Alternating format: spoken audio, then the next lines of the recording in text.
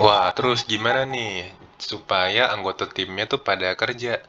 Nah, kuncinya di sini loh. Kamu gitu as a leader yang punya ide, yang punya timnya, yang punya handle-nya, kamu harus bisa namanya tuh adalah tuh engage. Engage tuh apa bahasa Indonesia ya? Ini kayak ngerangkul gitu loh, ngerangkul. Aduh, sumpah jelek banget tulisannya. Sorry banget ya. Ngerangkul. Ngerangkul tuh caranya gimana?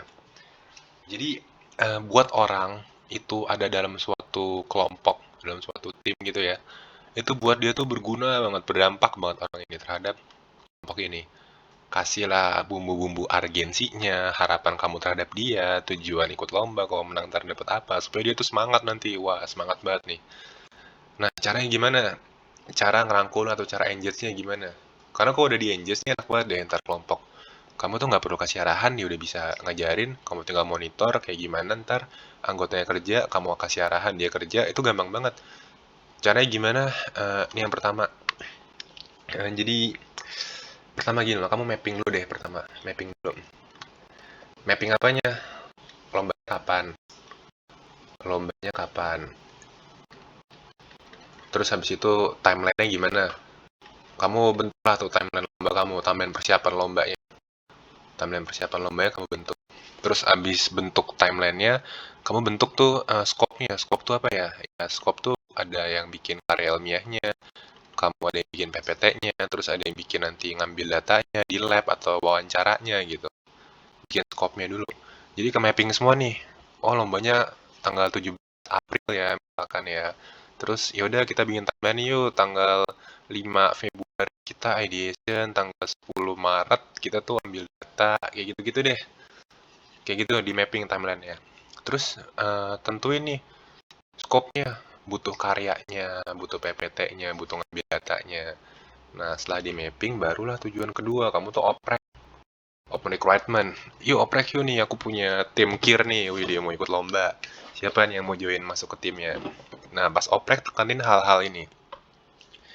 Pertama, pertama ya, ini penting nih.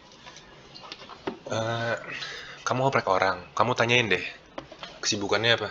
Kesibukannya apa aja? Kenapa ditanya kesibukannya apa? Ya karena kita tahu di antara ada les lah di hari Rabu atau Kamis, dia ada bantuin orang tuanya misalnya kerja, bantu ortu kerja, atau dia harus ngawasin adiknya di rumah, atau dia ikut OSIS, dia ikut ekskul lain, banyak ekskulnya. Nah, kamu lihatlah, kalau dia sibuk banget sibuk, possible ya kamu jadi pertimbangan aja buat kamu, kira-kira orangnya kayak gimana nih, enak atau enggak. Terus habis itu, tanyain juga, yang kedua, pastiin. Pastiin apa? Pastiin kamu tuh ide kamu, karena kamu pasti udah punya ide kan sebelum oprek kan. Ide kamu tuh sesuai dengan dia tuh punya mata pelajaran. Ini kalau kurikulum merdeka, ya, ntar kalau diganti ke kurtilas ya kita adjust lagi aja. Misalkan mapel dia ngambil fisika, nah kamu ngambil fisika juga nggak penelitiannya? Pasti ini sesuai nih sama mapel yang diambil, pastiin juga sesuai sama jurusan yang mau. Jadi kamu tanyain aja nanti, kamu ngambil mapel apa aja, terus mau masuk kuliah jurusan apa rencananya, supaya sesuai. Wah, kebetulan riset aku sesuai nih sama mapel kamu, sama jurusan yang kamu pengen juga. Ntar bisa buat portfolio kamu nanti tuh, buat SNBP. Nah, jual-jual kayak gitu aja, harga-harga kayak gitu ke dia tuh. Terus, oke lah kamu udah oprek, udah tanya kesibukannya, ide kamu udah jelasin, kamu tanya juga kayak oprek-oprek pada umumnya, kayak pertanyaan, apa ya oprek ya? Motivasi, join tim, kenapa mau ikut tim aku, kayak gitu-gitu deh pertanyaan basic. Terus selanjutnya yang ketiga, nih, ini harus banget, ini set jadwal. Jadi ngomonglah ke calon anggota tim kamu. Kita tuh rencana meeting tuh hari Jumat. Pokoknya jam 3 sore itu kita ngumpul lah tuh di kantin tuh kita sambil jajan-jajan kita. Kita ngumpul di kantin, nah kita diskusi di situ. Perkembangan kita apa aja, kendala kita apa aja, ideationnya kayak gimana. Bisa nggak kamu buat hari Jumat? Karena kita meetingnya hari Jumat nih, tembak aja langsung harinya. Kalau menurut aku sih tembak aja dibandingkan si jadwal lah pokoknya, set jadwal lah. Pokoknya tiap seminggu sekali hari Jumat kita pasti rapat gitu, meeting gitu. Dan semua anggota tim harus hadir di meeting itu. Itu meeting mingguan, itu harus banget kayak gitu. Atau nggak via Zoom gitu meetingnya hari apa. Pokoknya bebas deh. Karena jadwal yang pasti itu dibutuhin banget. Supaya orang tuh aware di hari itu. Orang tuh aware saat hari itu harus nyempetin waktu. Kalau nggak ada jadwal meeting yang pasti, ntar nggak jelas deh ntar. Yang meeting cuma 3 orang, cuma 2 orang, cuma 4 orang, nggak full tim, dan akhirnya pas kamu ketemu orang tersebut, harus nyampain lagi, kemarin tuh meetingnya bahas kayak gini ya. Wah, tuh miskomunikasinya tinggi.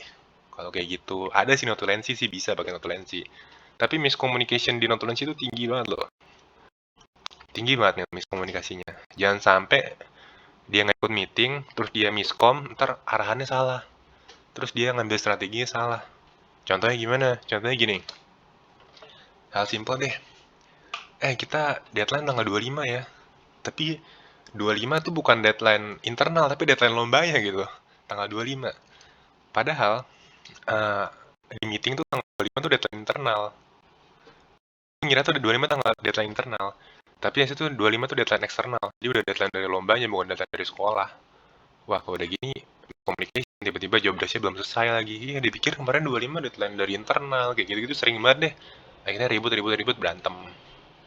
Nah, makanya dibuat jadwal yang pas lah. Sediain hari apa, seminggu sekali kita nge-zoom atau enggak, kalian meeting offline.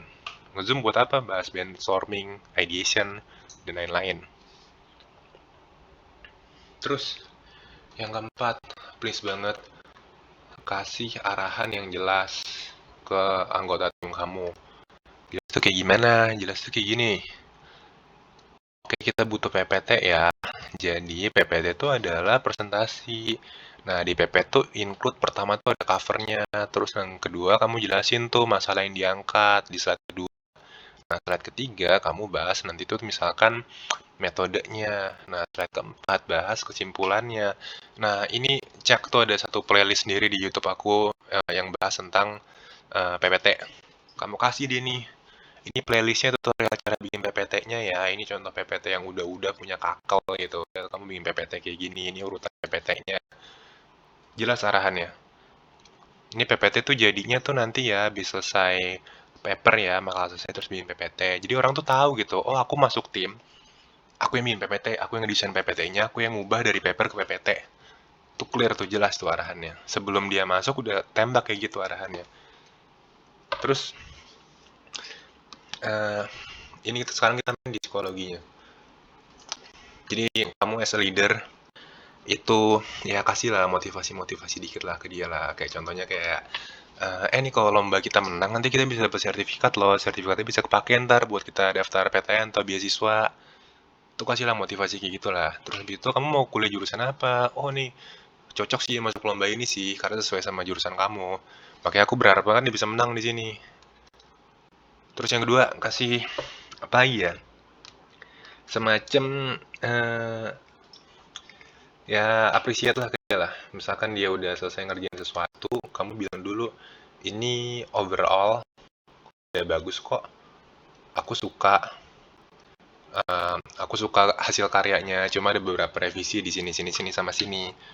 Terus kamu juga ngomong juga ke dia, kamu tuh berdampak banget loh buat tim kita. Jangan kayak gitu, lebay banget ya. Bilang aja kayak gini, eh, sebenarnya kita butuh banget kamu di sini di PPT, karena kalau nggak ada PPT yang ngerjain, ini bakal jadi suatu penilaian yang bagus banget nanti buat dipresentasiin ke juri. Ngomong lah gitu. Terus ngomong kayak yang bagian paper kayak, aku ngeliat kamu bagus deh Microsoft Word-nya.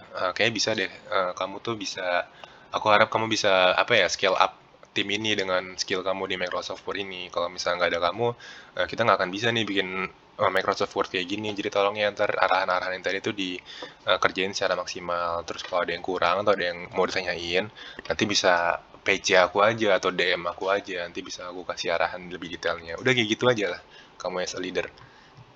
Jadi eh, janganlah apa tuh namanya, di video berikutnya aja lah. Ntar aku jelasin nih do and don'ts ya. Intinya di video ini udah dijelasin tentang gimana cara nge-engage tim supaya anggotanya tuh pada kerja. Kayak ada berapa nih? 1, 2, 3, 4, 5 step ya. Ini bisa kamu pakai dan kamu jadikan referensi buat nge-engage supaya anggota-anggota tim kamu tuh autonomous dan autopilot ngerjain job desk-nya. Oke?